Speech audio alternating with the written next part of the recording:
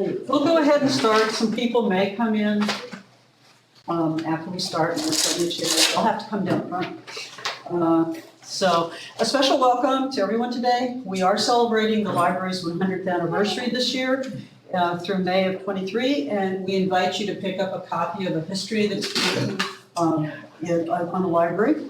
And copies of the Balch column listing programs, classes, tours, and exhibits is on the table in the back of the room, along with other informative literature about the library and Loudoun County.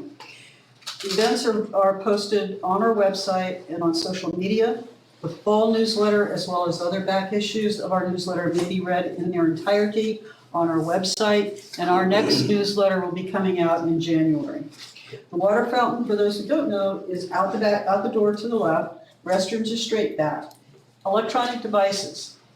Please turn off any kind of electronic device that makes noise, either off or on mute silent for the duration of the class. We appreciate that. Masks are not required. If anyone would like to have one, please let me know. There are some on the back table there. You're welcome to help yourself.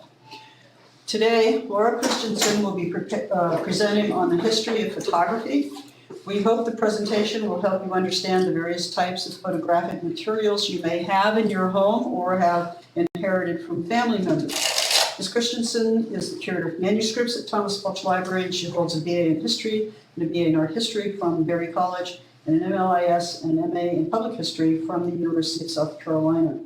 She also completed a museology and painting restoration program at the Scuola Lorenzo de Medici in Florence, Italy. Please join me in welcoming Laura Christiansen. Thank you. Welcome for coming today. I'm excited that so many people turned out to hear me talk about photography.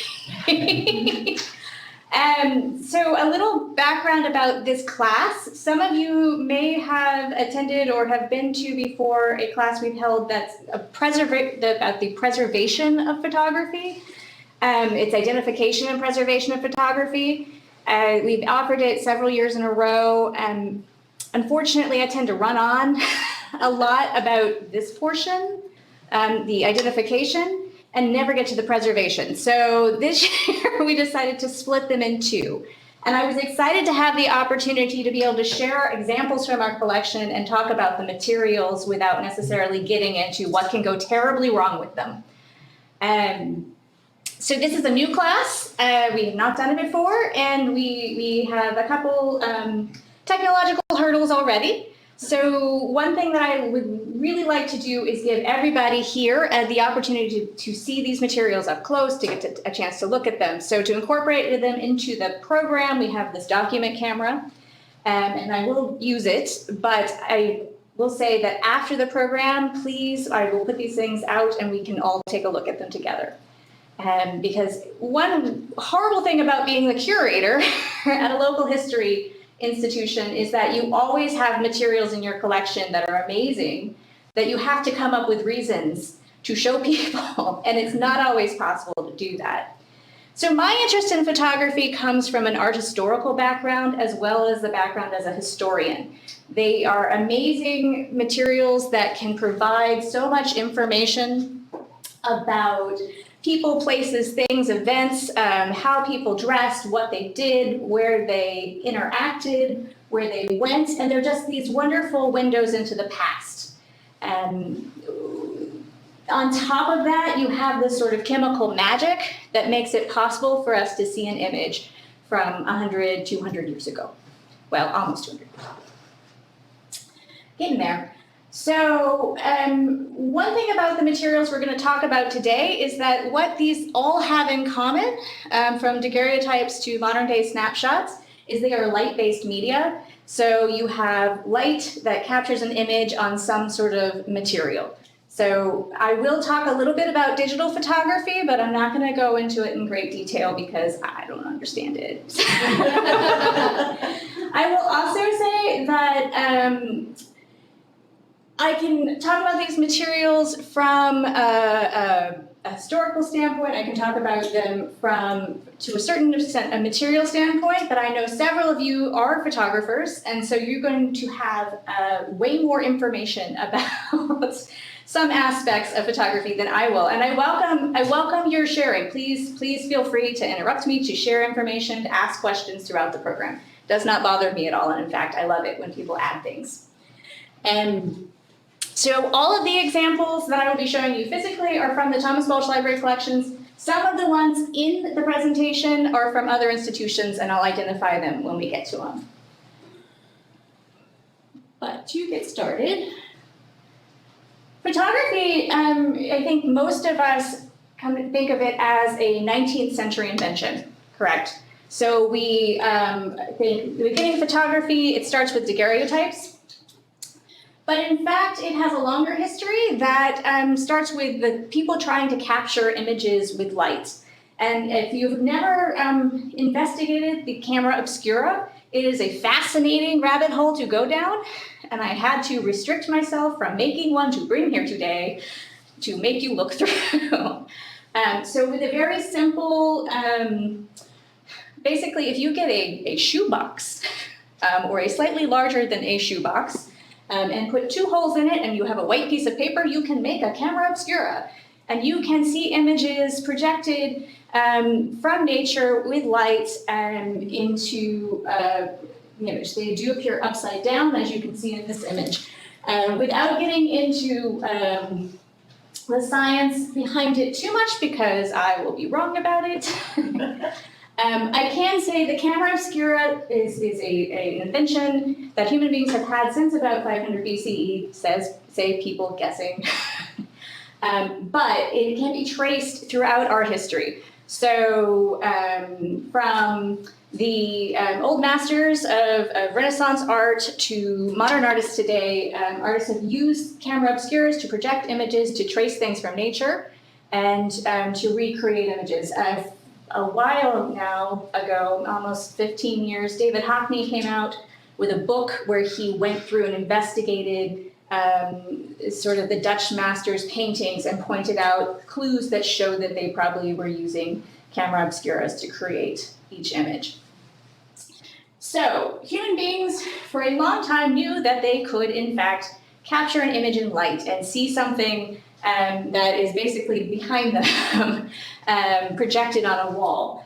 They began to look at ways to improve this image. So the history of photography is intricately tied to the history of astronomy, because if you're looking at using lenses to capture, to be able to see objects in the heavens, in space, you want to improve that view. And then once you've found something really cool, you want to be able to capture that image somehow. So astronomers in the 16th and 17th century worked to improve lenses, and they also looked at different ways that they could capture images on metal or on canvas. And in fact, there's a contention out there that Johannes Kepler the astronomer, was the first person to coin the term photograph. As with everything else we will encounter in the rest of this presentation, you will learn that there's nothing but arguments about who invented what in photography. People claim different things. Johannes Kepler is said to have used that term to describe capturing an image with light on a canvas. In 1717, a really important event happened where Johann Heinrich Schulze demonstrated that you could use a solution of silver nitrate that it would darken when exposed to light. And people are like, hey, wait a second. We've been trying to capture images with light. Maybe we could use silver nitrate somehow. And so they continued to experiment with that. And I will point out, so I talked about a shoebox, and here is a historic camera obscura in the corner. It's really not that different. It has a lens. It has a flip top where you can actually look in and adjust things and maybe even see the image or sketch the image. So in 1826, a gentleman named Nicephore Niziek, I'm not saying that right, I guarantee it. My 8 years of French have failed me. But here is his photograph. is credited with taking what is the alleged to be the first surviving permanent photograph. And this is an image of it. So here we have what it actually looks like. Here we have where they have enhanced the image. So he used silver nitrate to create this image. It took about 8 hours to create anything, which has anyone here ever done any penhole photography? Yes. You can leave it a lot longer than that, right? And still not get anything particularly notable. This is not that much different, honestly, than a penhole photograph. What he did end up getting, if you look very closely at the enhanced image, these are buildings, and you can actually see that the light appears on both sides of the building because he traced the motion of the sun with it. His camera was, again, very similar to the camera obscura, except for that the added piece is this little sort of attachment to hold the sensitized plate. We're going to talk about sensitized plates a bit more in a minute. Have any of you heard of this gentleman before? Excellent, yay! You haven't been swayed by Louis-Jacques Daguerre's propaganda. So, worked with Daguerre, actually, to continue to improve this process because his image was not that sharp, it wasn't that great, and in fact, it wasn't particularly stable, and it took a very long time to capture an image. So, Daguerre ended up getting credit for, there's an exciting noise outside, for actually producing what became known as the daguerreotype. So with a daguerreotype, you start with a polished sheet of copper or silver. And then you polish it so it's very mirror-like, and you sensitize it. So you take iodine, bromine, or chlorine, which makes the plate, and it exposes the plate to the fumes, which make it light sensitive. You then put it into what is basically a camera obscura and expose it to whatever image or light you're trying to capture. Then you take the plate and expose it to vapors of heated mercury, which makes it sound somewhat dangerous, just a little bit. I also wonder why the phrase is mad as a hatter and not mad as a photographer. Same thing. The plate is then bathed in hyposulfate of soda, which removes the developing compound and stops the process to a certain extent of development. The plate then gets coated with gold chloride, which protects the image, and then the finished daguerreotype, which is of a variety of sizes, is usually covered with a sheet of glass in a framed box that looks like this. And we're going to take a look at some daguerreotypes. So, actually, I'm going to give this one more chance to work. It didn't, so we're going to leave PowerPoint. And we'll come back.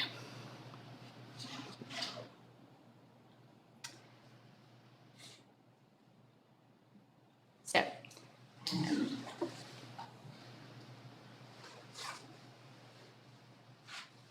okay. Bear with me. So, because these may not show up super well. Okay. They really are not going to. So what we might do is turn the light on briefly. So we can, I can show you these and then you'll have to take a look at them. Apologies. Technology is fun, but it doesn't do everything I want it to do. So when we're talking about daguerreotypes, usually we are looking at cased photographs. To start with though, I'm gonna show you one that is no longer in its case. So you can see what it looks like when it's removed. So this is a daguerreotype that sadly was removed from its case. You see the polished silver surface. You can also see on the back, it actually has a coating of copper.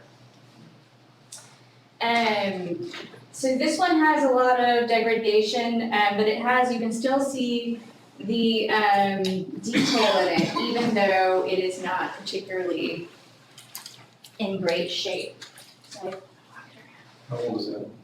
so this one, it's probably from the 1850s. It's from a collection here, and actually I will, With the gloves. yeah, I will actually walk around. So, this comes from the Cole English collection. It's a family that was involved, lived in Leesburg. Unfortunately, with all of their photographs, we don't have anybody in them. It's, but you can kind of see how the image. So,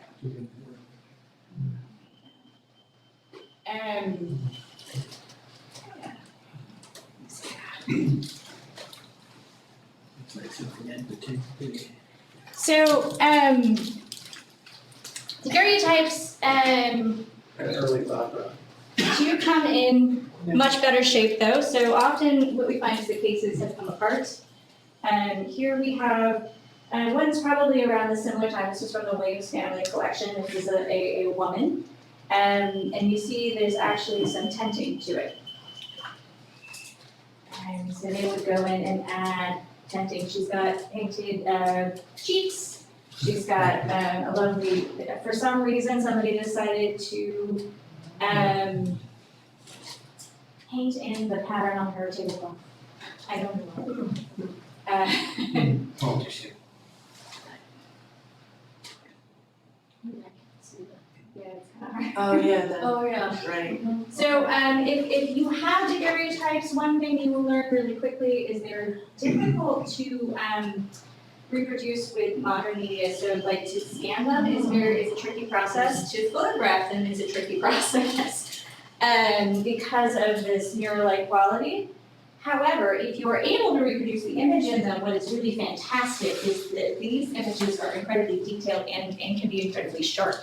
So there are, I've seen things where people have taken an image from a daguerreotype and have zoomed in on a reflection and actually been able to capture an image from that. They're amazingly clear images in some ways. So, Saturday. let's see. I want to show you one more thing, and then we'll move on because these are hard to see. I'm very sad. I do hope though that you'll come take a look at these at the end. That was Winslow when you were at school. So, yeah, these are from the Williams family. So it's he and his parents, Gerson Williams, so daguerreotypes continued to be popular well after Daguerre's original announcement in the 1830s, and they really quickly caught on. And because, I mean, you could go, these were not inexpensive items. Obviously with the chemical processes, with the materials that went into it and the cases, but the ability to have an image that you can take and share of your loved ones. Yeah, sorry. Oh my goodness.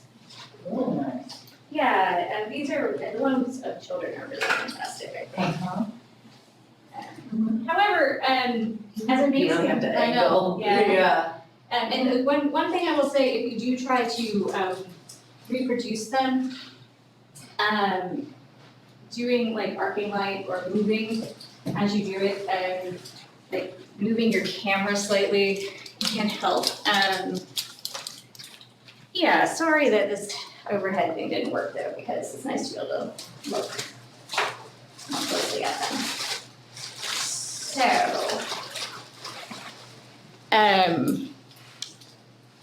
going back to our, Excuse me, did you have to figure or come up with those dates when they were taken, or did the family? give you those dates or record the dates? So all of the dates on these, I will say, are approximate. Okay, Almost all of these daguerreotypes are identified as unidentified. okay. Man, woman, or man and child, woman and child. However, based on the clothing in them, I think everyone I just showed you is squarely in the 1850s. We do have some that go much later in other collections, but with the Williams collection daguerreotypes, which all of these are from that collection, they're all about 1850. So let me just go back. Yes. Just the mats that are around them, those are copper? Or is that painted? Like So a little mat? the little mat, like the, Yeah, it's the scalloping around. usually it's brass. Oh, brass, okay. It varies, but often all of the fixtures in the daguerreotype case tend to be brass. Okay. And I think some of that is that you get a gilded look without it being as expensive. And also, part of the case is to keep the daguerreotype from being exposed to the air, from getting tarnished or other things. Several examples that I have here have like a ring around them where the seal, or it's not really sealed, but where the elements have gotten into them, and you can see the image starting to degrade, which is unfortunate. So they didn't really keep them open to display them? They kept things closed like books and you... Yeah, it sort of was, I think the idea of a book definitely started very early, and you see this sort of detailed leather covering, the look of these carrying through to albums, which we'll look at here in a second with some of the next couple stages of photography. So with daguerreotypes, obviously this was amazing. It's a commercial success. People are excited to have the ability to share these images, to collect images of their loved ones. But this process, these are not perfect. Like there are issues with the process. It's complicated. It's somewhat expensive, and Daguerre, we already know, was not working in a vacuum. He was not a lone genius who came up with this on his own. Many people around the world were also working on the idea of, okay, well, we can sensitize plates, we can sensitize various metals. What else can we put this on, and what other chemical processes can we use? To create a really great image with a daguerreotype, it requires a very polished plate. You need a very smooth surface to get a clear image. And there can be a lot of issues with that. So at the same time, 1839, when Daguerre's name is being shouted from the rooftops in Paris that he's invented this amazing thing, William Henry Fox Talbot is working in the United Kingdom on similar things. So he publishes a book in 1839 about the art of photogenic drawing. So using different processes to create what is basically today we would recognize as a negative and a positive. So in 1841, he introduces his calotype. Part of this is because he had already been working on this process, and he was sort of thrown off kilter by Daguerre's announcement of his process. He's like, wait, no, I invented that. My process is way better. The calotype had refined his process so that it took way less time than a daguerreotype. A daguerreotype took not as long as the original 8 hours, but it still took a significant amount of time for the sitter or whatever your image you're capturing to be recorded. The calotype could create an image in just seconds. Between 1839 and 1841, though, daguerreotypes, as I said, had taken off. So in the United States and almost every city in the world, you already have Daguerrean studios. So photographers have taken Daguerre's process, which he was not quiet about. He did not in any way copyright or limit people from using his process. So he put instructions were available. Fox Talbot, realizing this and noticing that people are really excited about photographic media, he actually does limit access to the details about his camera for doing calotypes, which you can see there, which is a little bit different already. Instead of having a place to stick a plate, you have sort of this little drawer where you can put paper. So you can print your image on sensitized paper, which is a lot easier in some ways.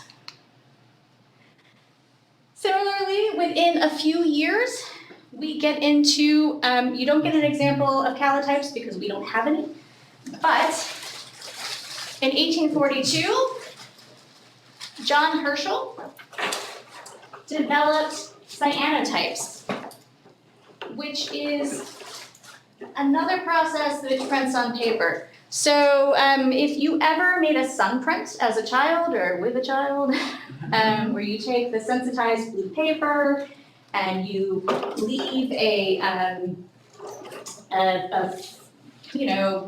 bird or a flower or something on top of it, and then you wash the paper in water and the image creates a photograph very much like the ferns you see here, you have made a cyanotype. And you have basically made a cyanotype in the same way that you could have made a cyanotype in 1842. It uses Prussian blue with silver salts to capture this image. And it is relatively quick, and all you need is the sun and some water. So cyanotypes are something that people started using in 1842. Anna Atkins used them, here you have her photograph, in 1843 to publish the first book that is illustrated with photographs. It was about algae, which, woo, algae. But she used cyanotypes, which I think is pretty cool, to sort of immediately latch on to this new media to do that. And people continue to use this process because it's very accessible. The chemicals used, Prussian blue, the salts, and the paper, all easily found. So in our collection, we do have numerous examples of cyanotypes that date to much later, in fact. Because even though technology moved on, cyanotypes were something that was very accessible. So this is gonna work this time, I know it is. So these are cyanotypes that were made by a woman here in Leesburg named Jenny Klein. She actually was one of our near neighbors here. She lived off of Market Street, just at the corner with Wirt. And we have, you can see, images she captured using this process.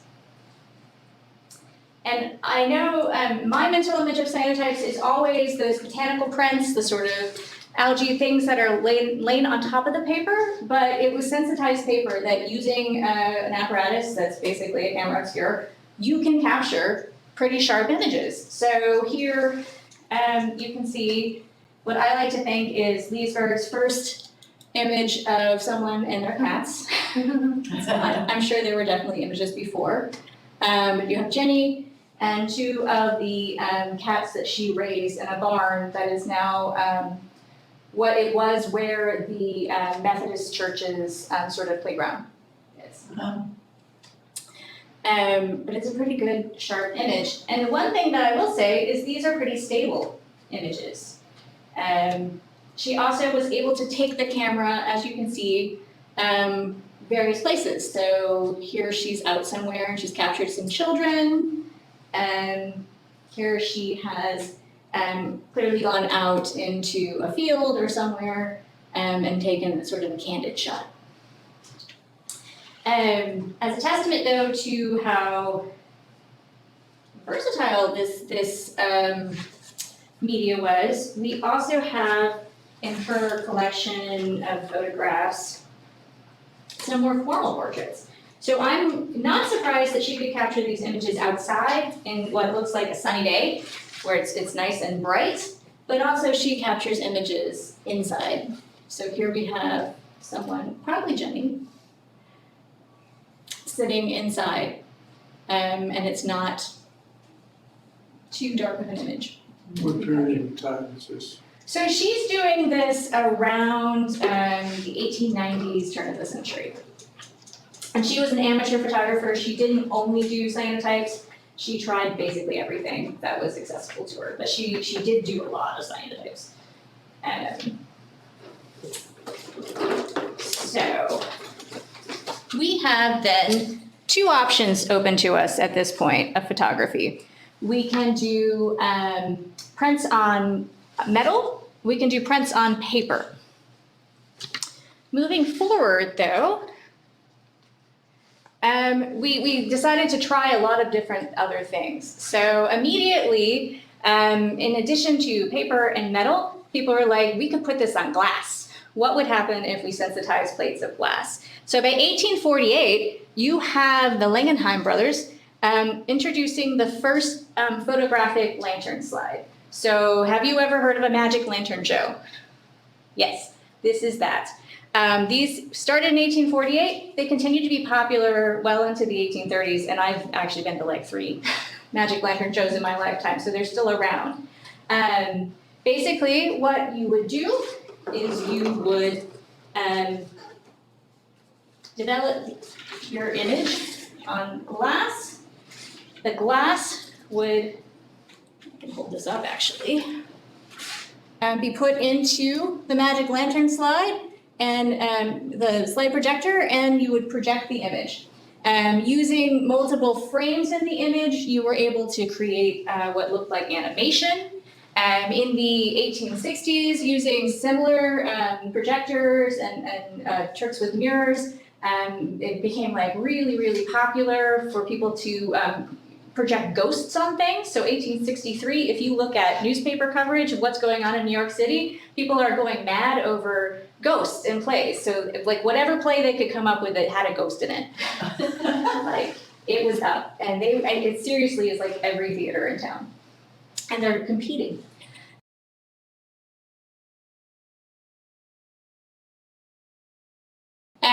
But these also were something that made it really easy for people to do lectures, to travel and sort of tell travel logs and things like that. And we have a really wonderful collection of, and it's, we'll see if we can take a look here in a way that you can actually see it, but I don't know.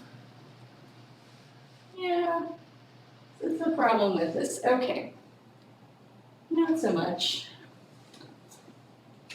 This is another thing that I'll have to ask you to look at after, because it's just not going to come through because of the light.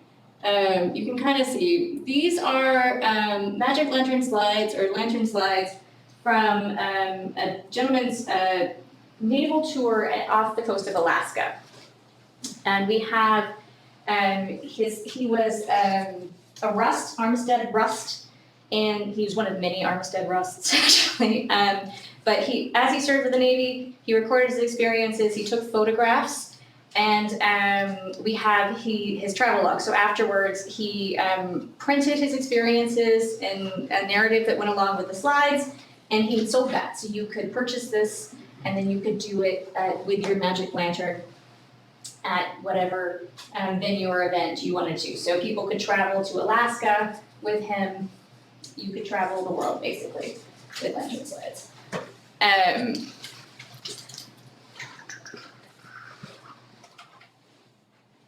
So,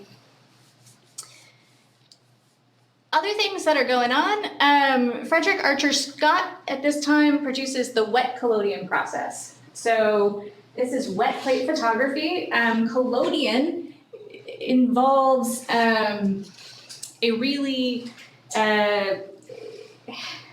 bizarre concoction with cotton, and I'm gonna pull up my notes here because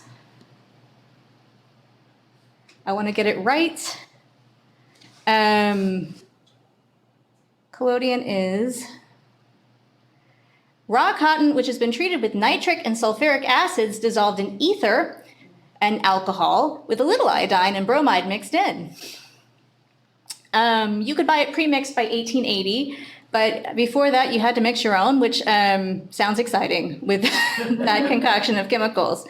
So wet plate photography, you pour this mixture of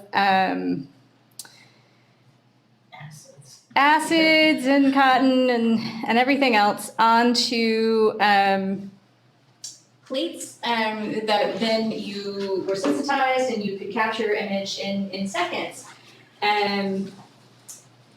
We do have examples of wet plate photography, like the plates in our collection.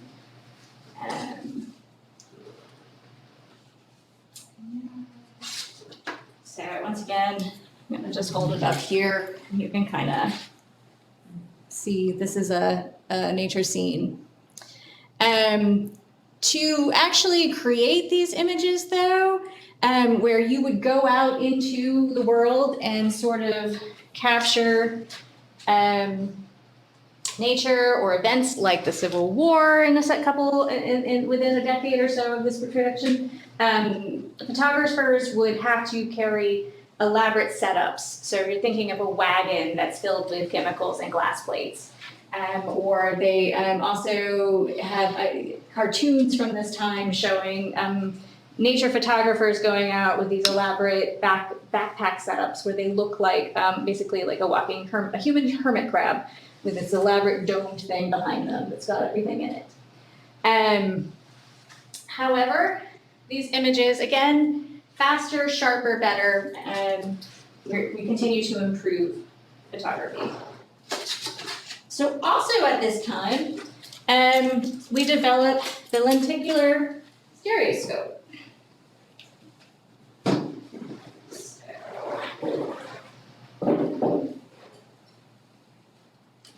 And that is this wonderful contraption that you probably have seen, even though increasingly, I don't know if people are aware of this. So stereoscopic viewer, you would have a slide, which bizarrely, we do not have any stereoscopes in our collection, although we do have the viewer. So I'm always on the lookout, particularly for stereoscopic photographs of Leesburg or Loudoun County, so if you see them. What this was, 2 images on the photograph.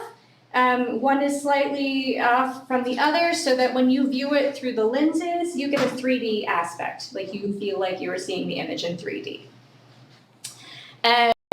These were extremely popular because endless entertainment, you could view, again, the world.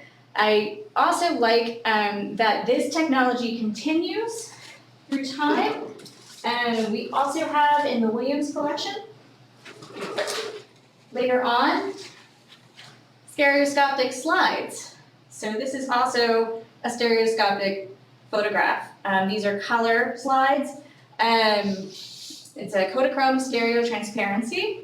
It's basically the same concept, but you couldn't use it obviously in this viewer. And one thing that I think is really funny, my family had a stereoscopic viewer. My grandmother remembered it being purchased for her when she was a kid. They got the viewer and it came from Sears, and Sears provided a wonderful set of starter photographs, which were all of their corporate offices. Exciting. Exciting, except for that my grandmother said they never got any more photographs. So you can always see the Sears corporate offices in 3D. And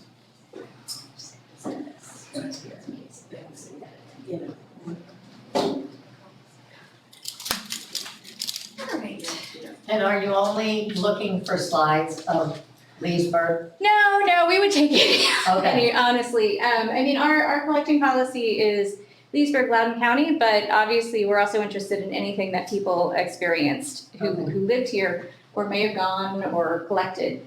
I will say one interesting collection of stereoscopes I saw in the last couple of years was F. Scott Fitzgerald collected stereoscopic images of World War I.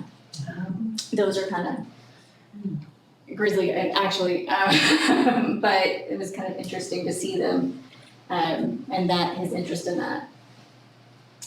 So, going a little bit back in time again, in 1850, we have the method for creating albumen prints. So, switching back again from glass to paper, albumen prints were prints where a coating of egg, like an egg wash, is applied to the top of the photograph. And you have definitely seen this if you've seen any historic photographs from the mid to late 19th century. So let me grab some here to show you.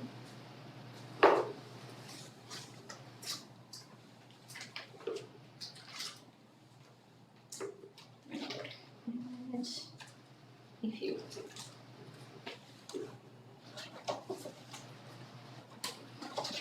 So why would you want to put an egg wash onto a photograph? One is to preserve the image so that your photographic layer, this layer of paper that you've created, doesn't get scratched or damaged. It's also going to preserve the chemicals and like make the image last longer.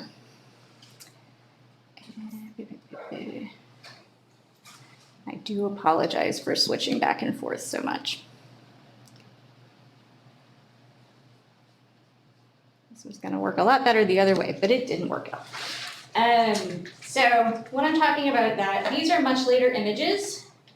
These are probably from closer to the 1880s, 1890s, but you see the sort of shiny peppering here? That's that egg wash layer. What this allows them to do, though, is to take a very, very, very thin piece of paper that the image is printed on and apply it to a hard, more sturdy backing, so a cardboard backing, and then to preserve that thin, very thin photographic paper with the egg wash. It also makes it shiny, which people tend to like. So these immediately get taken up by people who start to use them for what's called carte de visite. And I'm talking really slowly because we will look at these. I'll get a good example.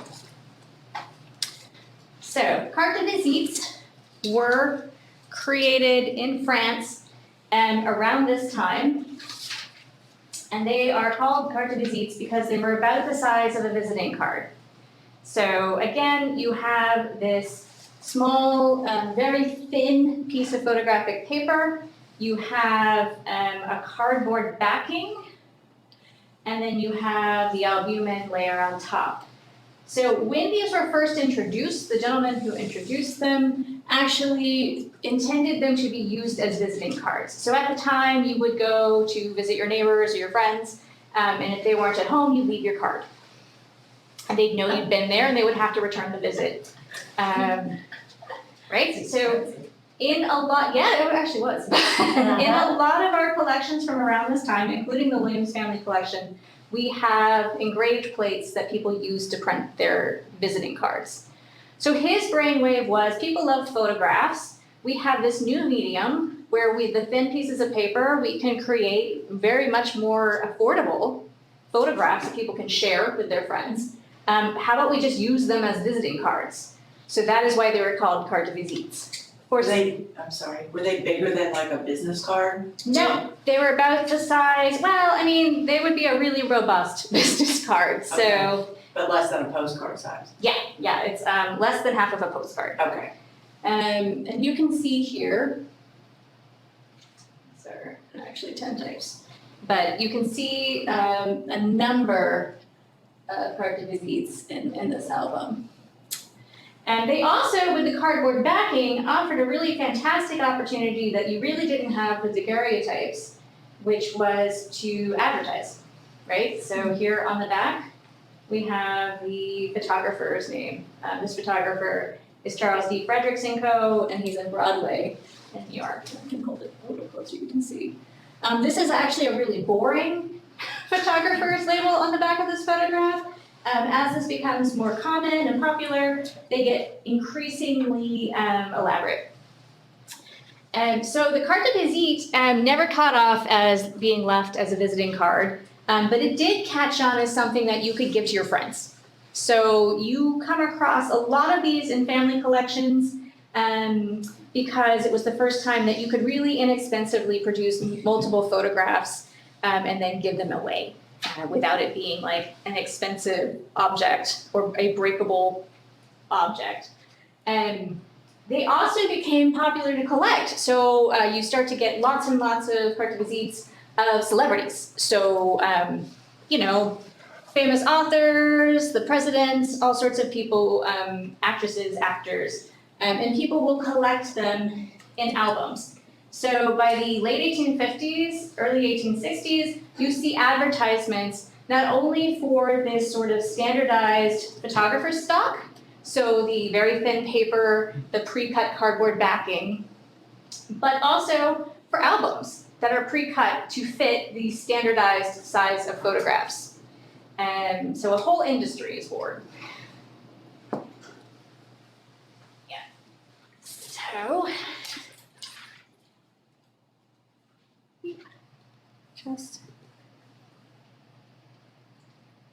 I do not know how I have like 3 PowerPoint shows open, but I do. It's okay. So the guy who created the carte de visite was Adolphe Eugene Desideri of Paris. At the exact same time, because all of this is happening in tandem, people are having great ideas all at the same time. You have a gentleman in Boston, so yay, American photographers, who decides that he has a great new way to print on glass. So he has cutting, his name's James Hansen Cutting. He has what he is going to call the ambrotype.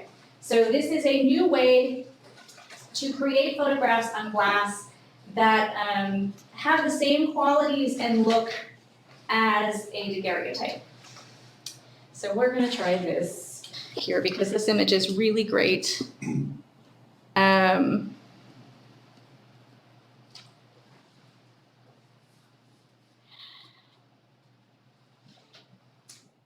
Well, yeah. I'm not sure exactly what's going on here with that, but we'll figure it out in a minute. Let's see.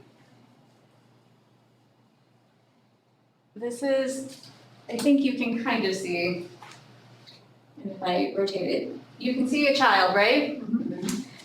So this is an ambrotype. One way that we can tell is as I'm moving it, you do not see that mirrored aspect that we saw with the daguerreotypes, right? So you do not have the polished sheet of metal. This is printed on glass, and then it's backed with either paper or sometimes fabric. And what you can't see in the detail here, and if I maybe do it this way, is the person behind the child. So there is actually a woman in the background who is holding that baby up. She's probably his nurse or caretaker, but she is in the background. However, it is a pretty good, clear image of her. If you look at this up close, you can see the detail of her eyes and her facial expression. Not so much here. And if I get it closer to the light, you're not going to see it all. But I invite you to come look at this one more closely because it's neat to see her sort of pop out of the background at you. But you can see in all other aspects, this is basically a daguerreotype. It would have had the same sort of cover. It would have been a book-shaped object. It has the same brass or gilt frame around it. And the quality, the detail is almost as sharp. However, it does not have that mirrored aspect to it. So ambrotypes are also advertised as being, among other things, well, come on. There we go. Much more permanent. So in this advertisement we have from around this time, he describes the entire process. Upon a fine plate of glass, an indestructible cement is then poured upon the picture and another plate of glass is pressed on it. Cement hardens, there's 2 pictures of glass. They can be taken in 1/4 of the time of daguerreotypes and of any size. They are not reversed, so it's not a negative image. And they are hence very suitable for frames, lockets, and pins. Because the glass is a much more flexible medium and less expensive, these things are very quickly put into all sorts of stuff. One of my favorite aspects of ambrotypes, skipping ahead a little bit, is that they are put into jewelry. So you often will see, specifically around the Civil War era, rings, lockets, watches, all sorts of things that have people's photographs on them. So now you not only can have inexpensive portraits of your family and friends, but you can wear them, which is great. This is a really unique piece from the Smithsonian collection that also incorporates mourning jewelry. So this is hair jewelry. So unfortunately, this poor child might not have, this may be a memorial piece for him. But this is also from one of the United States' first African-American photography studios in New York City. So flipping back a little bit, not to jump ahead. So also at this time, we have yet another competing media, which is another one of my favorites. They're all my favorite, but these are tintypes. And tintypes are also known as ferrotypes because Pharaoh 10. So they are created by another American, Hamilton Landfear Smith. This is like a sideline for Hamilton. He is also a scientist who researches diatoms and all sorts of things. And here we have him working at his microscope. This is yet another time where you have a scientist, someone who wants to capture images in their work, coming up with a new way to do that. So he prints an image on what he describes as a Japan service on previously prepared iron or other metallic or mineral sheet of plate. So this is just collodion, and instead of putting it onto polished silver, he is just sticking it on inexpensive pieces of tin. And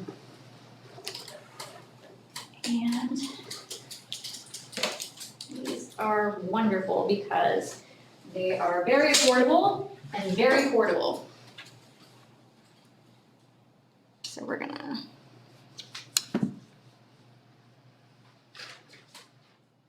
again hop out here.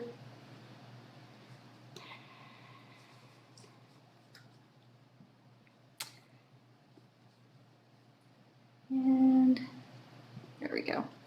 So let me take these out of the sleeve. There we go. So here we go. A tintype is, again, it's printed on a really thin, very inexpensive, often not very standard shaped piece of tin. So you can see here the image is just added to the tin. And because of the metal, it's a little bit reflective, like a daguerreotype, but not a mirror. It's just this sort of dull metal reflection. These images also were occasionally put into cases, so you'll see things that you think might be an ambrotype or daguerreotype, but they are tintypes. They were clipped to be the same size as cartonnesites or any of the other standard photographic sizes. So they will end up in albums alongside your cartonnesites. So these are also tintypes. The easiest way, if you have something in a case, to tell if it is a tintype is you can actually take a magnet and see if it'll stick, because a magnet will stick to a tintype or be attracted to it. The wonderful thing about tintypes is this is yet another very easy to transport, relatively for the time, media.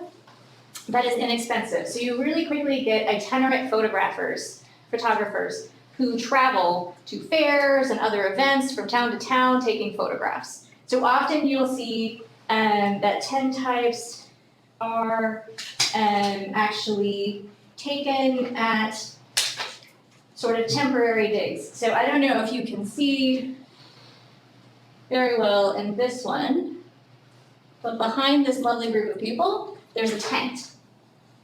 And I think this image may have been taken at a temperance meeting or some other large gathering where people were staying in sort of semi-permanent tents, because it's a pretty big, impressive tent. Or this could be the photographer's tent that he carried with him. But definitely something where they would move from place to place, and that shows up in the background of the images. Because tintypes were portable, easy, and popular, people liked them. You see them well into the 40s, and even sometimes in the 50s, you'll see tintypes pop up from fairs and things like that. But I particularly like them partially because of sort of the quality of the image. They also could be tinted. So here, you can kind of see this older gentleman with the impressive beard. His rosy cheeks have been painted in, which I always think is very interesting, just the touches of color that they'll add.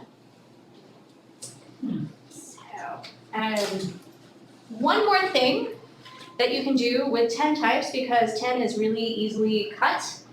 So you notice this one's already smaller than the sort of carte de visite sized one. You can also produce what were called gem prints. So these are teeny tiny. So about the size of a postage stamp. And again, you can see they have some hand tinting, like if you look here in the corner, she's got rosy cheeks. Some of the buttons in here have been painted in. And what they would do is use what is basically a fisheye lens, or a lens that had multiple lenses in it. And they would take one photograph and then take a photograph of that photograph with the multiple lens camera that would produce, a sheet of these tiny postage-sized stamp photographs. And then they would sell them to people as something you could give away. So this tiny little album is from a girls' school that was in New York State. These people were not poor. They were well off. But each student at the end of the school year got an album with all of their classmates in it. So it's like their yearbook. And these albums were purpose-made for these specific tiny little prints. And they're pretty cool. I'm a big fan of this item, because the other thing is you get teenage girls who have money, their clothing is fantastic. They are very stylish. And it's like 1863, 1864, around that era. Well, so it seems like there's some slight tinting in some of the photos that you've shown. Was it ever common to tint the entire photograph and able to like color image? Yes. Was that ever done? Yes. So the tinting was hand done, so it was somewhat expensive, but you do see images where they have painted in like the entirety of the outfit and the clothing and the face and background. However, it does sort of detract because the colors, you'll notice, are somewhat limited. Like you get these light pinks, which you probably couldn't see that because it's a daguerreotype. You'll get blues, but you don't see bright yellows or greens that often. You will get gold, so gilt or silver painted in. So often the only thing that you'll see painted in is jewelry, which I always find really interesting. And I have never been able to find, and I would love to read somebody's research about what the cost of that was, like how much it would cost you to get in painting or hand tinting done. I think that'd be really interesting. So with those mini yearbooks, if there are 30 girls in the school, that one student will sit there for 30 tintypes? No, so they had one tintype or one photograph taken, Uh-huh. and then the camera was able to make 30 reproductions of it in one take. So they would take a photograph of the photograph. And for another example of this, if before you leave today, sort of the mass reproduction of images at this time, in our hallway we have the Clinton Hatcher Confederate Veterans Camp photograph. And it's actually a reproduction out there, but we have the original upstairs. And if you look at it, what they did was they tacked each a carte de visite of each veteran to a wall, and then they photographed that with numbers for each one to make a group photo. And that way they were able to include deceased comrades and, capture everybody without having to get them all together in one place. They just had to go get their photo done. So they're very clever about this. And one thing that you definitely see in the 1850s and 1860s, with all of these different photographers in their studios working, is ingenuity and also sort of trick photography taking off. So a really fabulous side story that if you are interested in spiritualism at this time and photography, there's a really great book about a photographer called William Mumler, who took spirit photographs, including several with Mary Todd Lincoln after Lincoln's assassination. But basically they were either double images or double exposures or other trickery to create a ghost in the background of the photograph. They're cool images anyway. So, again, I don't know how I got so many things open here, but we'll just go with it.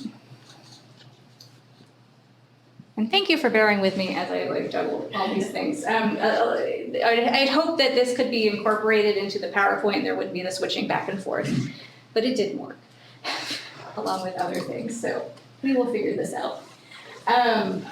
So in the 1850s and 60s, with the invention of the tintypes, the carte de visites, and then later the larger size that we looked at before, cabinet cards, you really get into the age of studio photography. So you have photographers with established studios, and they can be very profitable businesses. They often had galleries associated with them. So in the background of this image that's from an ad at this time, you can see the photographers taking a portrait of a mother and child, and in the background there's a couple looking at framed hanging photographs. So one of the things that's advertised as entertainment in town is, oh, we got a new batch of photographs of whoever the celebrity of the day is, and come see them. So you also have photographers advertising the different benefits of their studio, so the light, how it's situated to get a better image, and also, backdrops and different things they can offer. Also, all of the variety of different sizes and media they offer. So we've talked so far about daguerreotypes, ambrotypes, tintypes, carte de visites, and cabinet cards, and you can see that these things, the different media appear in really quick succession. So between 1839 and 1866, you have a lot of different new options coming out all the time, which photographers are able to really build excitement about, and people do get excited with the new sort of options they have for taking their photographs. However, just because these things came out and made a splash at their debut, doesn't mean they went away. So they often stuck around for a very long time. So cabinet cards, for instance, show up in 1866, but they're still very heavily advertised and popular until like 1900, and they do come up after that. Tintypes, this says 1878, but I disagree with that. That's why it has an asterisk. The other thing about studio photographers is that they look at ways to get better images. So I know we look at 19th century photographs and often we think, no one ever smiled. Why did they not smile? Really, it just was that the convention was not to smile. You hear, oh, they had terrible teeth, or, oh, it took so long to take the photograph.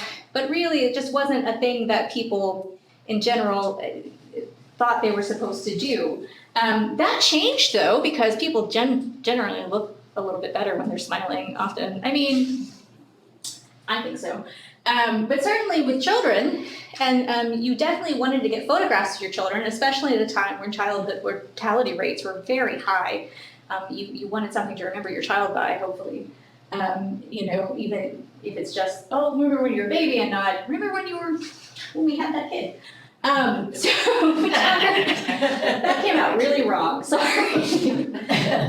But photographers invented a lot of different tools to get a good image. So you'll see photographs from the 19th century better than this one, where the person holding a child is disguised as part of the background. And actually they come up a lot around Halloween because sometimes they'd be like, the mother is just creepily draped in the same fabric as the curtains, but she has like a slit so she can see. Or you have this item, which I love. This is one of my favorite things that is in the Charles Johnston collection, which is one of our best collections. It is a brass bird. It's a bird whistle. So this whistle was actually a steam-powered whistle. So you see here the little nodule and this little container. And what would happen is the photographer could operate it so that the bird would sing and dance around and distract whoever photograph was being taken. They're actually pretty cool. I don't know if it actually made noise or not. I think they were supposed to whistle loudly, which to me would actually be kind of horrifying if I was a child. But I mean, it's a beautiful little object. So we've talked about a lot of different sizes, but just really quickly, carte de visite and cabinet cards were the first of those media where you have the very thin piece of photographic paper glued to a standard size of cardboard, but there were other things. So up to the size of a piece of letter-sized paper, you have the Victoria, the cabinet card, the promenade, a panel photograph, a boudoir photograph, and then the imperial photograph, which is one of the largest size photographs that they would offer. You also have photographers producing even larger sizes. And for instance, we have here a fairly large group photograph that was produced by Daniel Freeman, who was a DC photographer. I can show you guys that next time we put the camera on. Other options that came up, many different media were produced. So one that I find kind of interesting in the 1850s and 60s is the ivory type process. And I couldn't find a good example. I know we have them, but occasionally you may come across photographs from this time that sort of look not like they've been painted, hand tinted over, but like they are drawings. Like you look at it and you're like, is that a drawing or is that a photograph? And that's actually an ivory-type. And what they would do with the ivory-types is they would take a very light photograph on a piece of glass. So very, very pale exposure. And then they would back it with a piece of paper where they've drawn in the detail. So it was a way to get sort of a nuanced portrait that looks like it's a piece of, like a painting, but it's also a photograph. And this is a great example from the historic New Orleans collection. Very similarly, we have crayon portraits. So crayon portraits were very popular after 1857, and in fact, extremely popular between 1880 and 1900. What these are is, once again, we have our friend, the lantern, magic lantern projector. Or sometimes it would just be a camera obscura, and you would take a photograph of an individual, or the individual would sit for you, and it would blow up their image onto a large piece of canvas or paper, or usually after 1880, really terrible cardboard, just terrible. And then you would take that, the artist would take that, and they would draw in detail. So you're creating a painted portrait. And I'm going to show you an example. Bear with me really quickly though.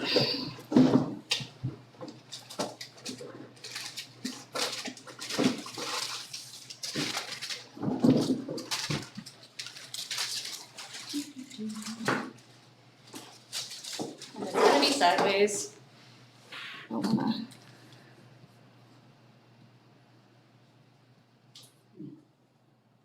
Okay, it's worth it, I promise. This is a crayon portrait from about 1880, 1890, somewhere in there.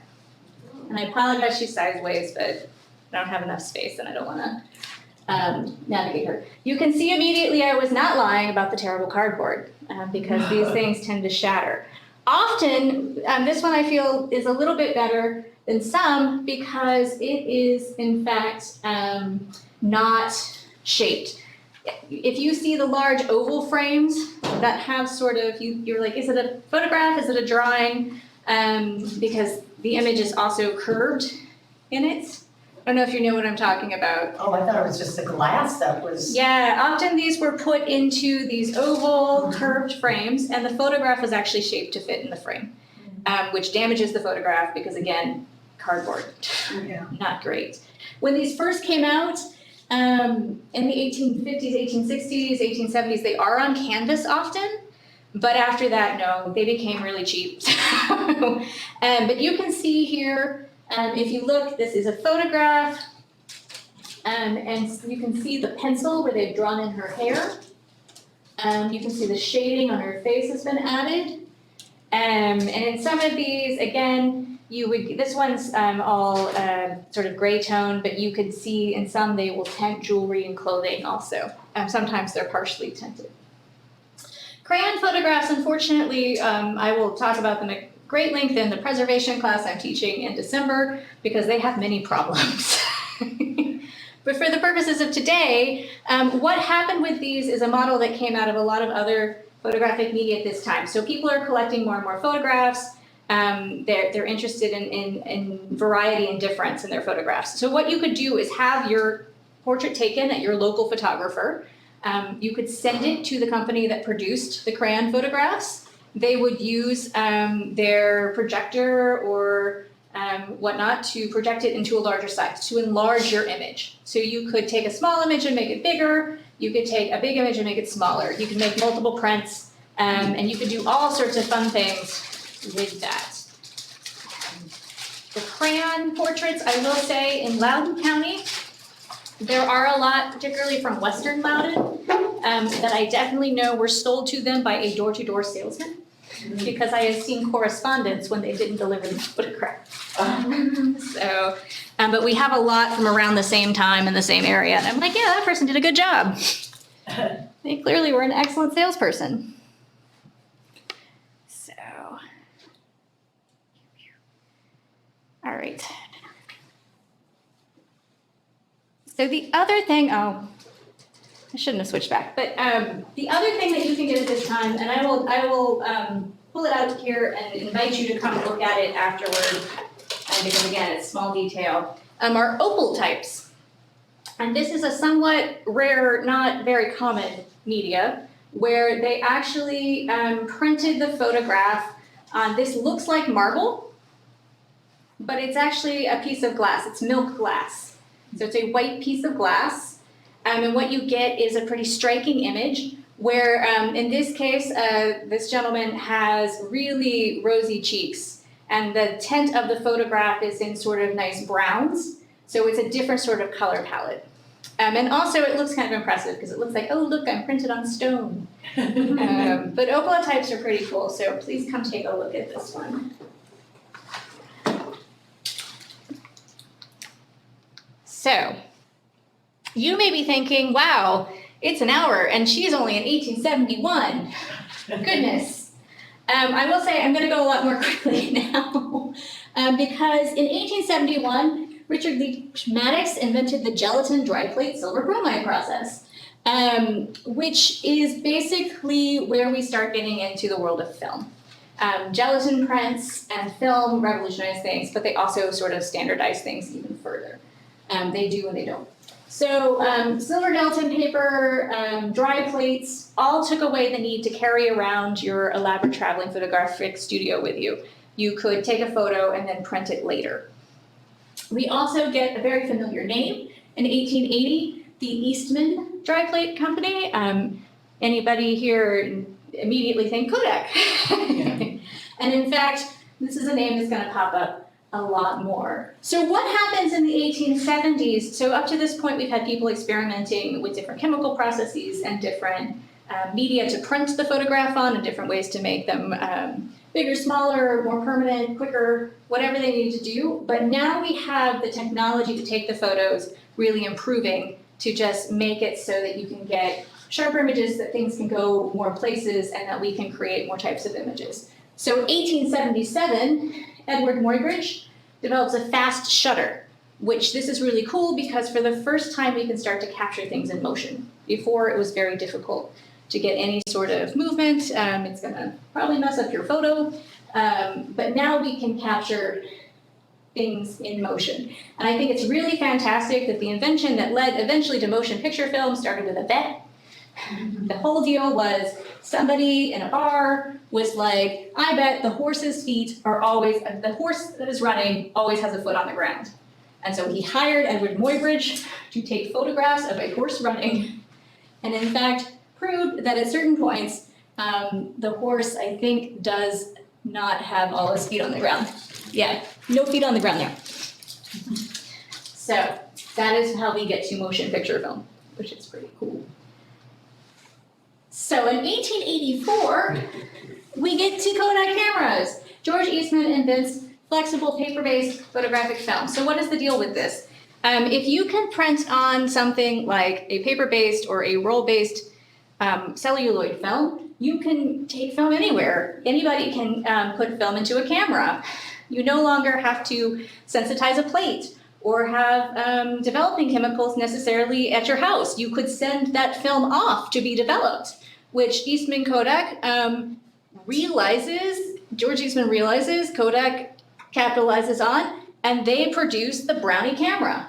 So the whole deal with this is summed up really nicely in their tagline, which was, you press the button, we'll do the rest. So this is a Brownie camera. You would load your film. Kodak would actually deliver this to you for $1, preloaded with a roll of film. I think it was 100 exposures. And you would take all your photos, and then you would send it back to them, or send the film back, and they would develop it. So you didn't have to know how to develop your own photographs. So this makes everybody a photographer. $1 is, You said they'd send the film back or they'd send the whole camera back? you know, they would send the camera back, and then later you could send the film back. You know what you're doing. Yeah. Right. That is true, but they would send the camera back, and then later you could send the film back. I do know that it depended on what you purchased also, but if it was a Brownie camera, it was the camera. The Brownie camera also was one of the first products to have a product tie-in. So why is it called a Brownie camera? Kodak licensed the Brownies, who were a popular children's book at the time. Each Brownie had a different character. To be like the spokespeople for these cameras. And they were very popular and got into all sorts of adventures, which you could do with your Kodak camera. So with the Kodak, the Brownie camera, and other cameras that come out at this time, you start to get into snapshots. So it's not necessarily a studio photograph. It's not something that an amateur photographer is taking at home and with a careful setup. It's a quick photograph that you may not really line up super well. The other thing, and I have a really great album here that is like prime snapshot territory. And the other thing that you notice though when you look at these is that the framing is a little bit different. So when we take a photograph now, and when 19th century photographers in the studio were taking photographs, often they're using a camera on a tripod and they're looking through with the hood over them, and it's at this level. When we take a photograph, it's at this level, or increasingly it's at this level. But with a Brownie camera, your viewfinder is here on the top by the handle. So a lot of Brownie cameras photographs are taken like this, so almost at a waist level, which is a different sort of framing for your photograph. which helps make it sense a little bit of some photographs I've seen from this time. Like, why is everything like sort of like you're bending over? But here we have an album from this time. This is from a budding Winslow Williams, who would go on to be our neighbor. This is a little bit later from the 20s and 30s, but definitely we have here little snapshots, very casual images. He's taken photographs of toys. There's a really adorable collie in a lot of these photographs. Some unfortunate person put labels right on the photograph, but we'll forgive them because we know the names of people. But here he's just added them to his snapshot album. He was a wedding photographer here in the 40s and the 50s. Yeah, he was active between, we have photographs between like the 1940s up into the 80s actually.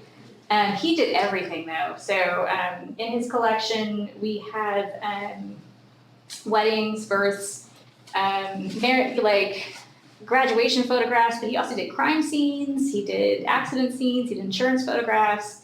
It's a great collection. Hopefully before the end of the year we'll have all of his photographs cataloged up on our website so you can browse them from home. I have to go through and make sure all of the subjects are, like the information's accurate before we post them, but it's amazing what's in there. He also was in the Navy later, and we do have some photographs from his naval career. I don't know if these are, I think these are actually something he saw when he was a kid. So, what happens at this point in the history of photography is we also, along with the mass market Brownie camera, we get into 35 millimeter still cameras. So we get into better and better cameras. We also get into cameras like in the 1890s that can do panoramic prints.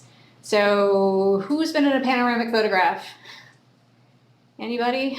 Like those giant group photographs that they took at classes where there's always the one kid who runs from one side to the other side, so they're in it twice.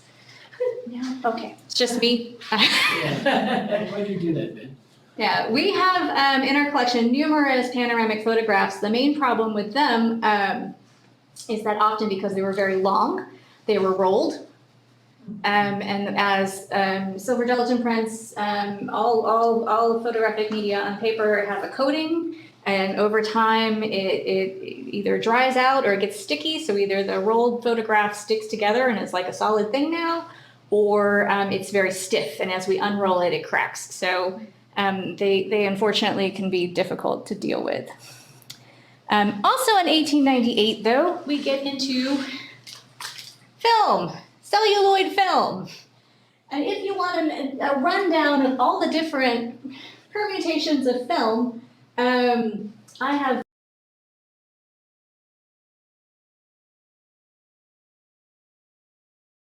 is we also, along with the mass market Brownie camera, we get into 35 millimeter still cameras. So we get into better and better cameras. We also get into cameras like in the 1890s that can do panoramic prints. So who's been in a panoramic photograph? Anybody? Like those giant group photographs that they took at classes where there's always the one kid who runs from one side to the other side, so they're in it twice. Yeah, okay, it's just me. Why'd you do that, Ben? Yeah, we have in our collection numerous panoramic photographs. The main problem with them is that often because they were very long, they were rolled. And as silver gelatin prints, all photographic media on paper have a coating, and over time it either dries out or it gets sticky. So either the rolled photograph sticks together and it's like a solid thing now, or it's very stiff, and as we unroll it, it cracks. So they unfortunately can be difficult to deal with. Also in 1898, though, we get into film, celluloid film. And if you want a rundown of all the different permutations of film, I have narrowed it down here to many of the most important. But to summarize, for the interest of time, when cellulose film first came out, it was cellulose nitrate film. Nitrate film is the thing that they use in archives textbooks to make archives seem exciting, because it has this unfortunate, very rare problem of spontaneously combusting. It was very flammable. And if you've seen the movie Inglourious Basterds, they make use of that in that movie, the cellulose film. Cellulose nitrate film was produced 1889, and then slowly over time they come up with all these different uses for us. They come up with aerial film for aerial photography, motion picture film, various different sizes and shapes of film. So instead of getting it in a roll, you can get it in sheets. So you can do all sorts of things like that. One thing that I will say is as soon as you have people flying and you have cameras that are portable enough and easy to carry, you get aerial photography. So one thing we have that I want to share is the earliest aerial photography in our collection, which is here. I took off my gloves. I'm gonna put them back on.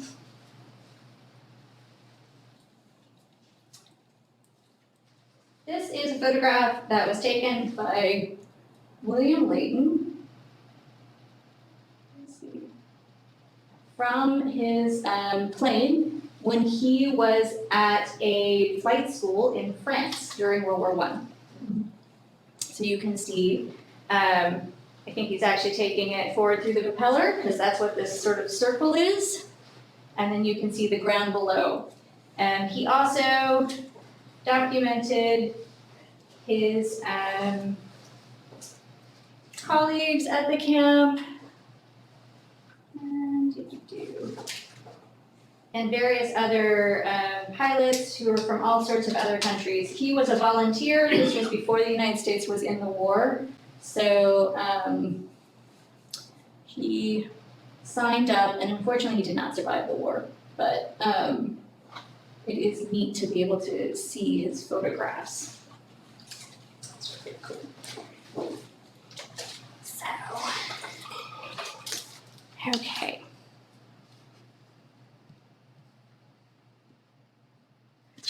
So what came after nitrate though? Because pretty quickly people realized that it did have this problem with spontaneously combusting. So cellulose acetate film was developed. And acetate film is also known more commonly, in fact, as safety film. And that's because in 1930, around 1930, they actually started printing the word safety on it so that you knew it was acetate film and not nitrate film. Oh, things in here. I wanted to show you a sheet of acetate film. Acetate film is very popular. It does have preservation issues. It's not spontaneously combustible, but it does degrade and crack, and also will bubble, so the layers of the film will come apart.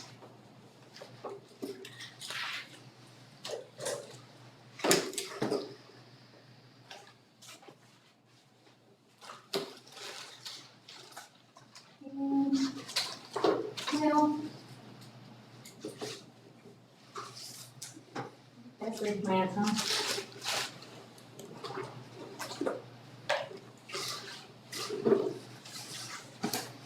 Well, I won't take up your time. It was hiding from me. So acetate film. Basically, it's a negative. It's on a plastic structure. And it came in sheets of various sizes. It came in rolls. The rolls are a bit thicker than what we picture today. The film that we are more familiar with starts coming out in the late 1940s, 1950s. So 1942, you get Kodacolor, which are color negatives. And then in 1955, you get polyester-based films, which are much more what is common today. So color, we talked a little bit about it already. The earliest color film, the credit actually goes to the Lumiere brothers, who you may know from their contribution to creating motion pictures, movies. They created the autochrome color process.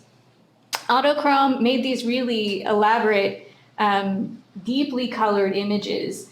However, the color was not at all stable. And in fact, in some autochrome photographs, it was said you could watch the color fade after they had been printed.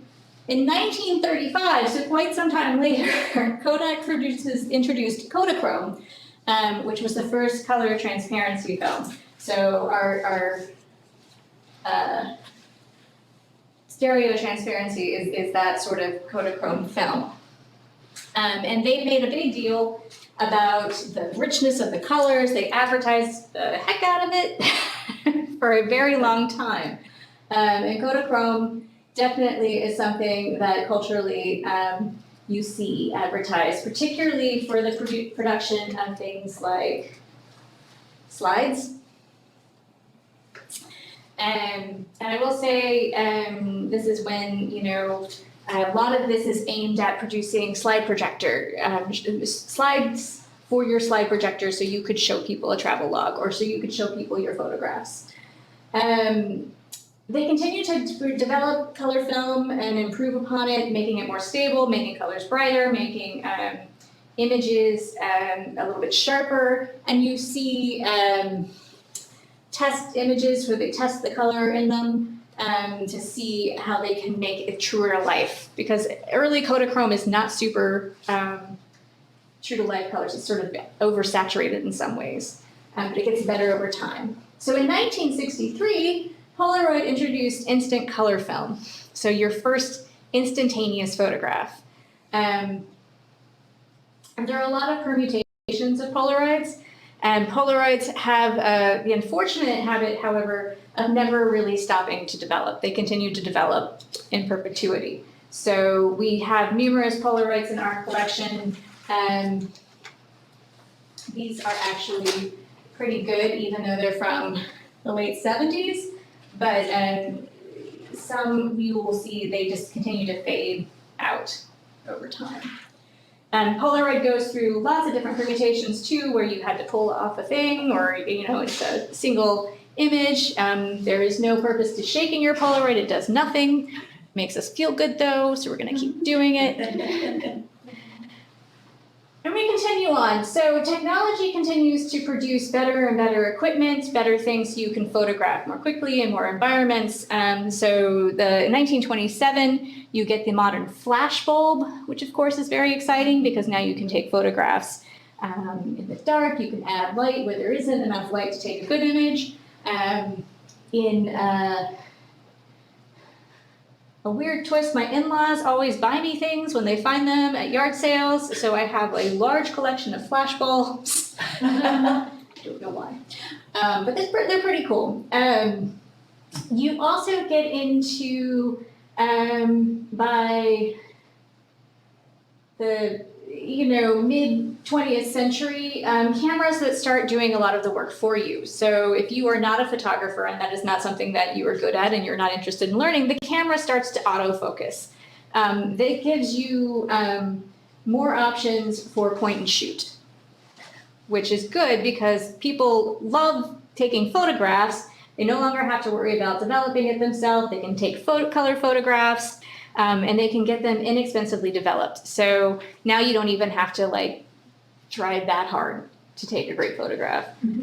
Still, no one has invented a way to keep me from putting my finger in front of the lens. By 1980, you start to get camcorders, so you can capture your own video.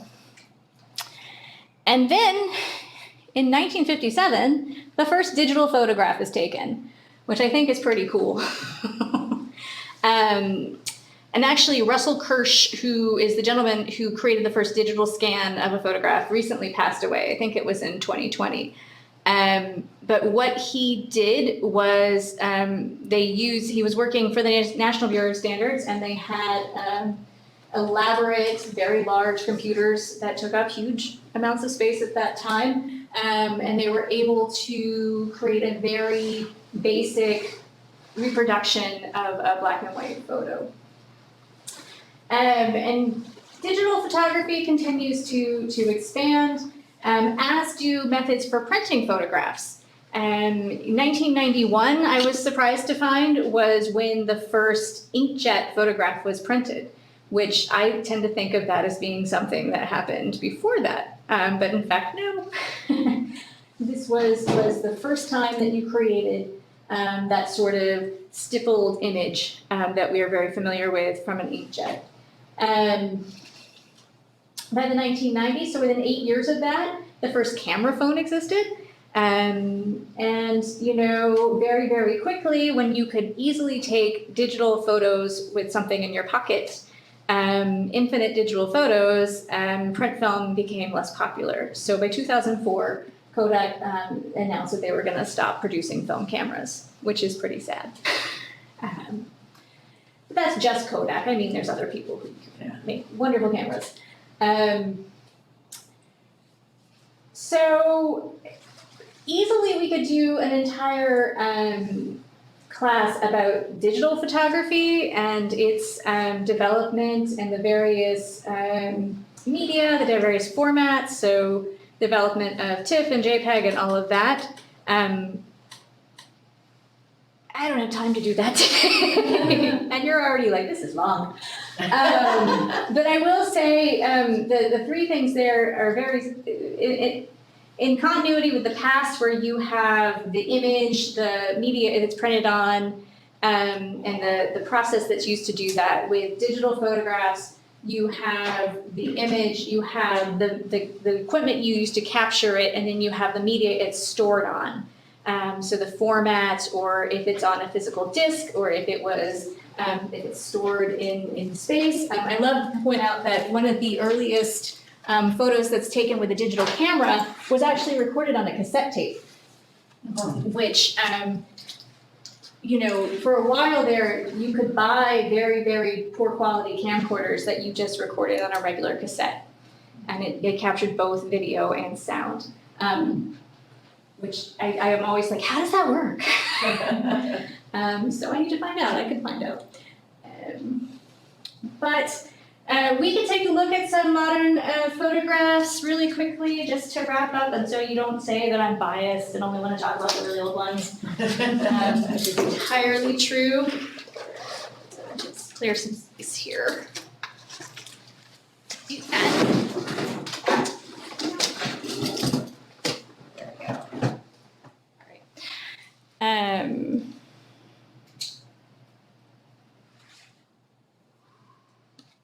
So,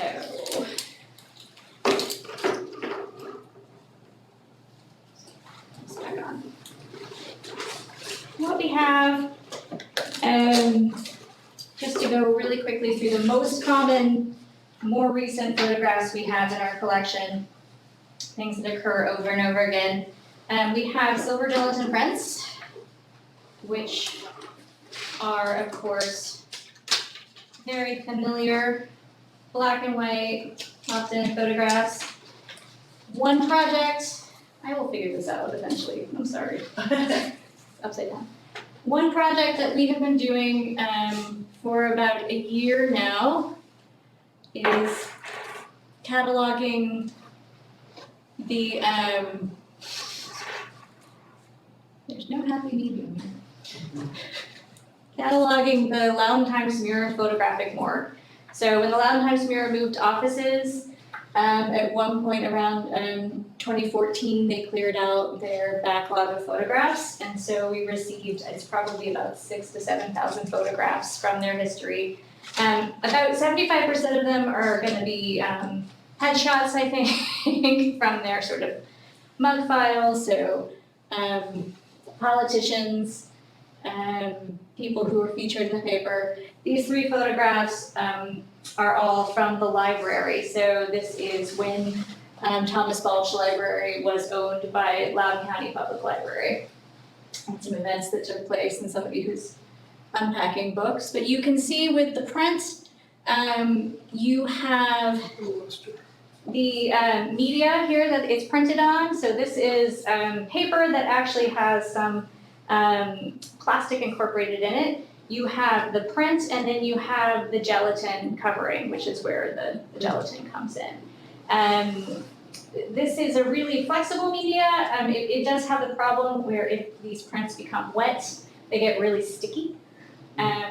So we do try to keep them away from water. We also have, as I mentioned, Polaroids. And these are from the late 70s and early 80s.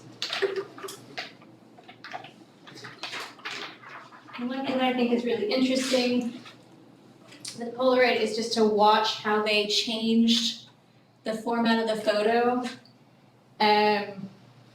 Here you can see the Polaroid branding on the back if you were to look closely.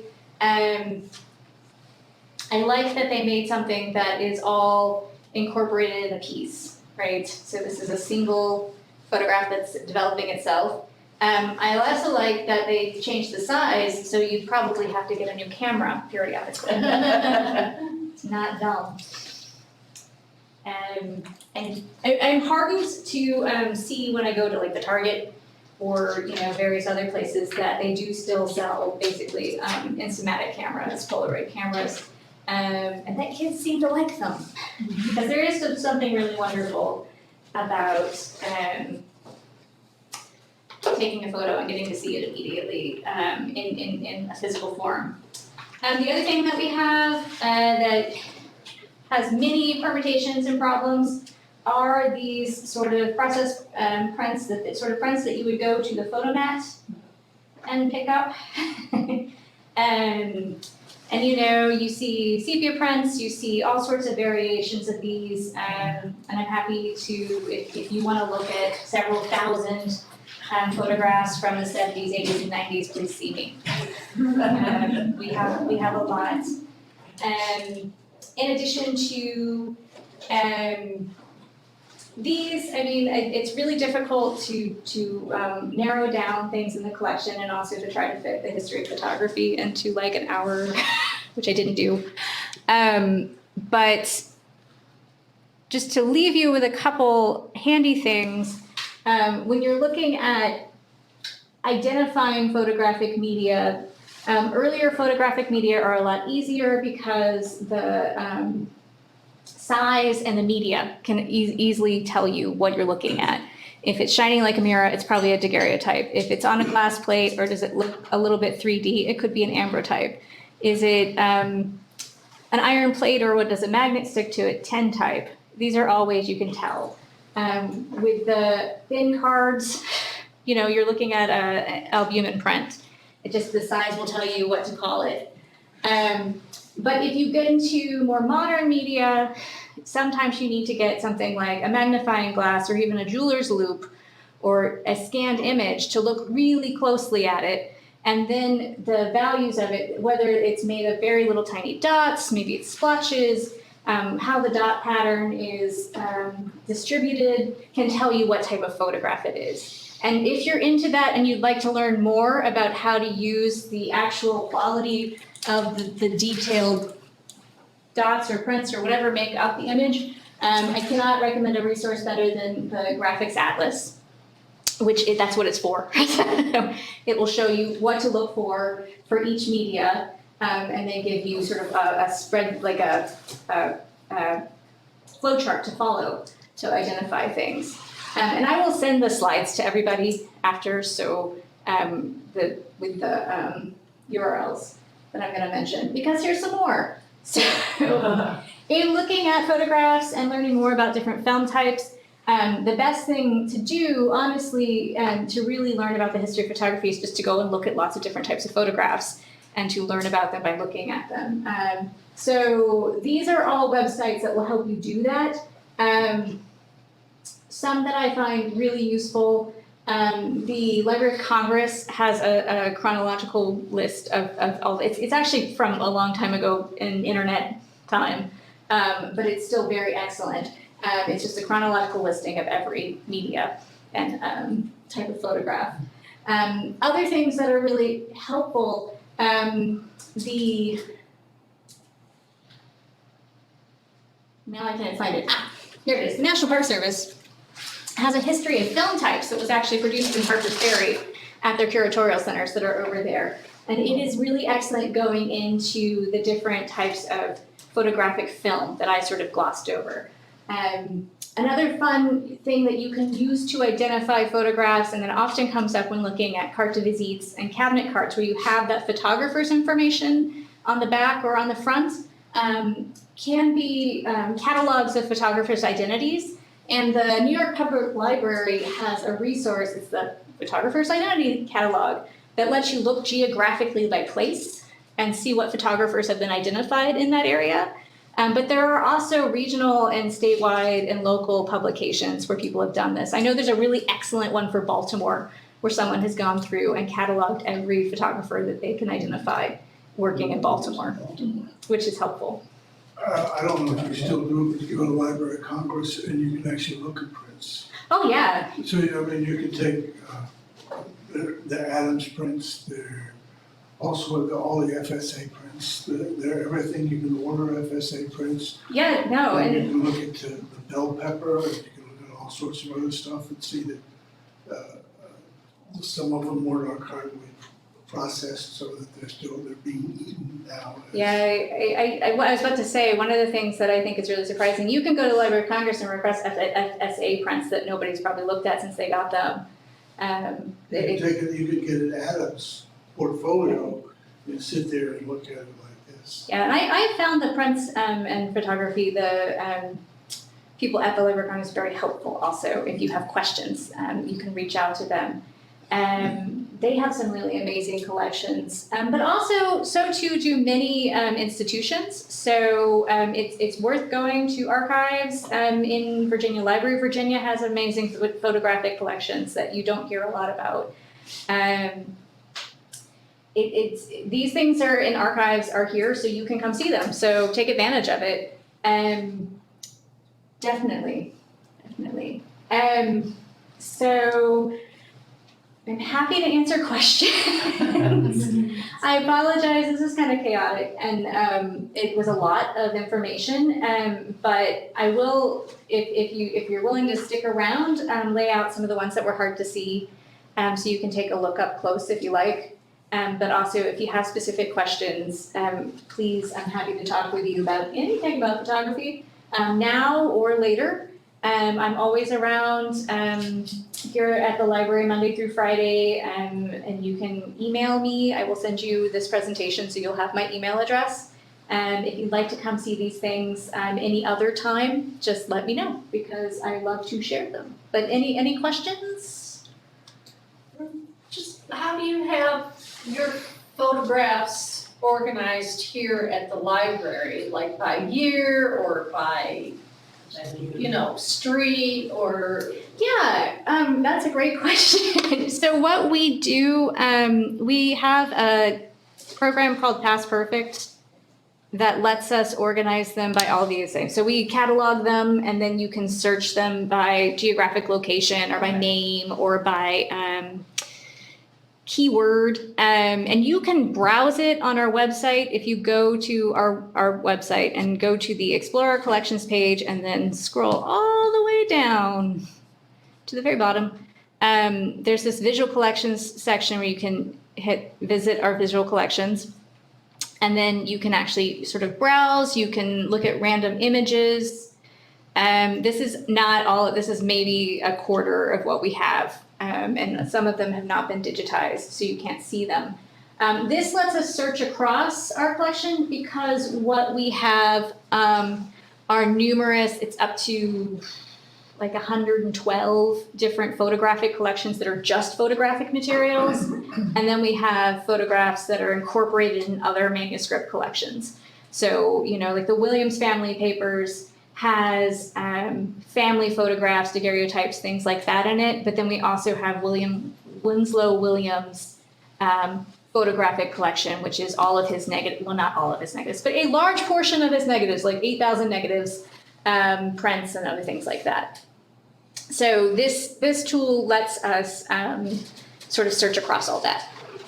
I will say if you are interested in doing something like this for your own photographs, the George Mason University's Digital Humanities program has a program that's free called Trophy that is built to do the same thing. So you just put images into it and you can tag them, and then it lets you search across them without them being in like one location. When we're physically arranging them though, we sort them by media because they all require different conditions for preservation, which if you're interested in that, the first Thursday in December, I will talk at length about preservation for photographs and why that's important and the different sort of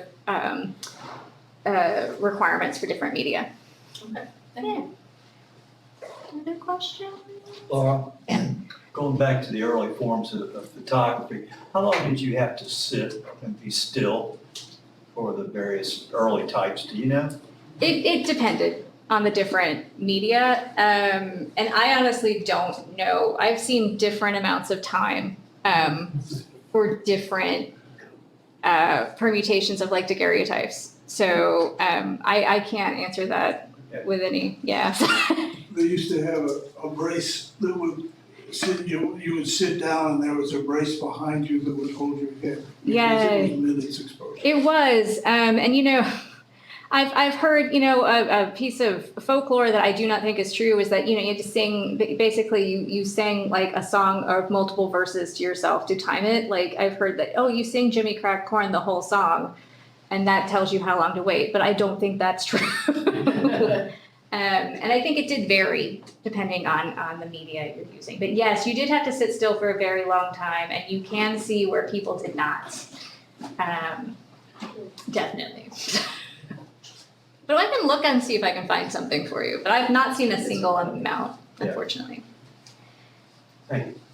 Any other questions? Yes? Are all these physical examples that you showed us today, are they digitized? So many of them are. I will say that the Williams family materials, which is a significant portion of these, I pulled specifically because they are not. So, and we do need to digitize that collection because there's some really fantastic stuff in there. But probably like 40% of our photographs are digitized. We've tried to be better as things come in at scanning them, but it's still, we have a lot to do. Yeah. There's some really amazing things coming though in the next couple of weeks. We've been working on the Loud Times Mirror collections and we're almost done with all of their topical photos. So events that happened, organizations, things like that. We've got all those photographs done. So those will go live. And then we also have Goldie Moffat's collection, which if you like 19th century photographs, that collection is fantastic because they also identify people, places, and things in almost every photograph, which is great. So, any other questions? Yeah, that time. I will say, and again, thank you for coming today. Please come back and see us here at the library. It is much easier now than it's been for a while. We are back to our regular schedule where we're just open 7 days a week. These materials are all available anytime if you'd like to come see, like say, I want to look at daguerreotypes today. You are welcome to do that. What is helpful though, if that's something you want to do, is if you shoot me an email and I will make sure that's possible. But in general, you can find descriptions of our photographic collections in that Past Perfect catalog and also on our website in all of our different collection guides. But thank you very much. Yes. Can I come up and take a look Yeah. at the one with the mother or whatever? Yes, That's what I is want. hiding. We will actually turn on the light so you can see it.